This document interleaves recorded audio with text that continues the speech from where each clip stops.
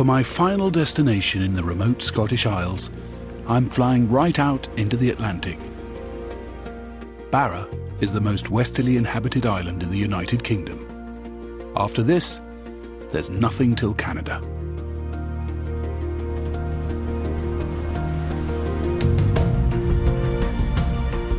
Arrival can be pretty hairy, as what you think is a beach turns out to be the runway. Here's the big beach that we're going to land on, I think. It's the only airport in the world where flight schedules are governed by the tides. The tide is inside the markers, covering approximately 100 metres on runway 33.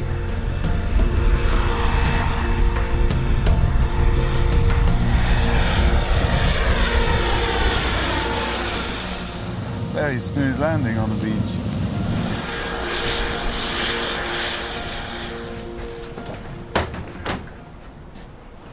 Not all the beaches double as runways. With its picture postcard scenery, Barra could be everyone's idea of a romantic island escape. On a sunny day, you'd almost think it was the Caribbean, if it wasn't for that Scottish wind that rips right through you.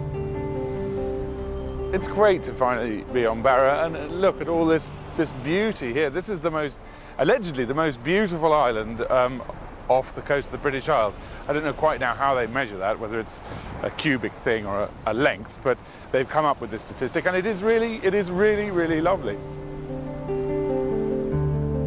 Like many of the Scottish islands, Barra is easy to get to know. You can walk round it in a day.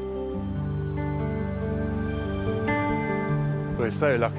It's so clear up here today. You can see Battersea, Mingulay and Barra Head. They're all different islands. It's quite beautiful. There are only 1,000 residents on Barra, and it's a welcoming place. I've been invited to lunch with local musician Donnie McNeil. Have a wee glass of wine. Thank you very much. This looks great. I did tell you I was allergic to seafood. That's okay. We're joined by his friends Catherine and Claire, who seem to be under the impression that I'm a chef. What do you want, buttered? These are the biggest scallops I've ever seen. But you want butter? Do you do them in butter? Oh, yes. Cook them in butter? You like a little butter? Yeah, anything, what just would to you get do? them caramelised. These are local scallops, aren't they? They're These local are scallops. Where do they get sold to? I think they go to Spain. Like many of the islanders, Donnie and Catherine share the surname McNeil. As Barra is the seat of the McNeil clan, it all adds to the feeling that they're one big family.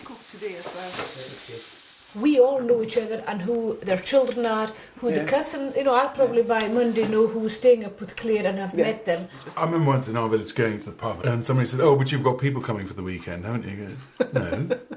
What? Do you get that here where people think they know your business or want to know your business? Or Yeah. Sometimes it can be invasive, but sometimes it can be quite nice too. I think it's a great thing, if you get the balance right, that it's not invasive, that it's comforting, because when times are hard and something happens and you think you want privacy and that and the whole island will come and wrap itself around you like a blanket. It's the most comforting, warming thing ever, and I for one, should you as well, would never be without the people of this island. That's fascinating. We wouldn't got that in our village.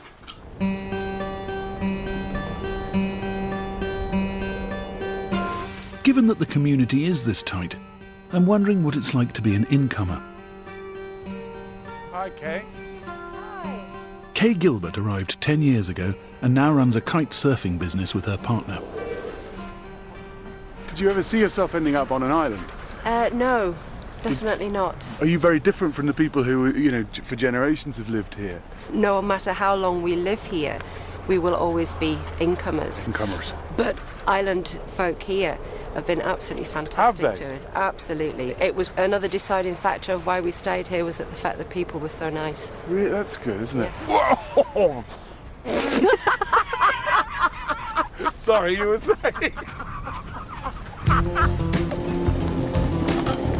And just straighten around to the right a wee bit. Right, Woody Buggy.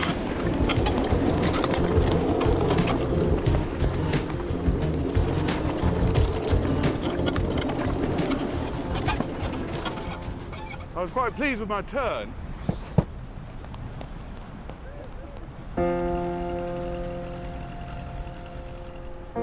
The people of Barra have always been sailors. In the 19th century, Castle Bay was a thriving herring port.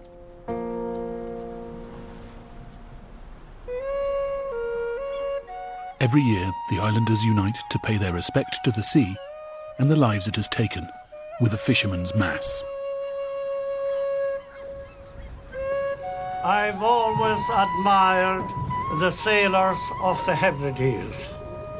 You can tell by their eyes that they believe that there is someone up there who is looking after them. The blessing is all the more poignant when you realise that in the last decade, over 70 fishermen have lost their lives on Scottish boats. It's a very moving, very warming occasion. I'm not particularly religious, but just watching everyone there, all focusing on the priest and on the boats. And the priest said there's no unbelievers at sea. Everybody who works on the sea believes in God to get them through it. And it's just another example of absolutely perfect working community it is. They're all bound together in so many ways. And it's very, very interesting to see and very rare in my experience. I've not seen it, I don't think.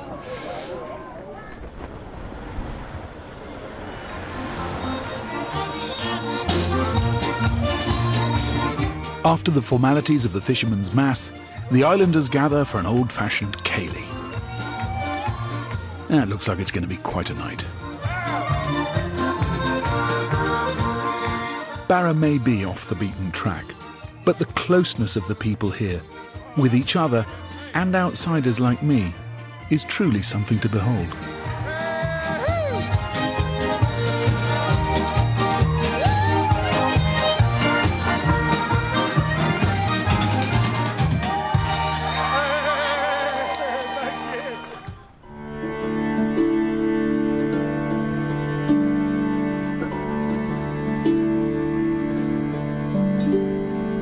Well, I've just about finished my trip to the remote, far northern islands.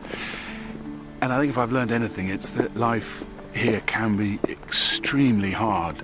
And it isn't for everyone. But I really have seen some incredible things, unique things.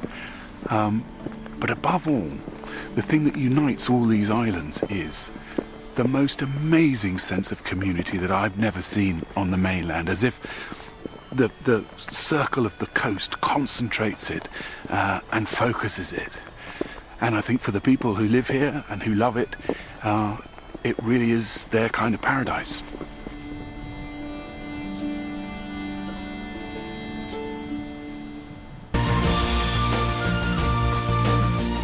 And Martin's search for an island paradise close to home continues next Sunday at 9. A young woman with the world at her feet but longing for freedom. You can catch our one-off drama Compulsion starring Ray Winston at 9 tomorrow here on ITV1.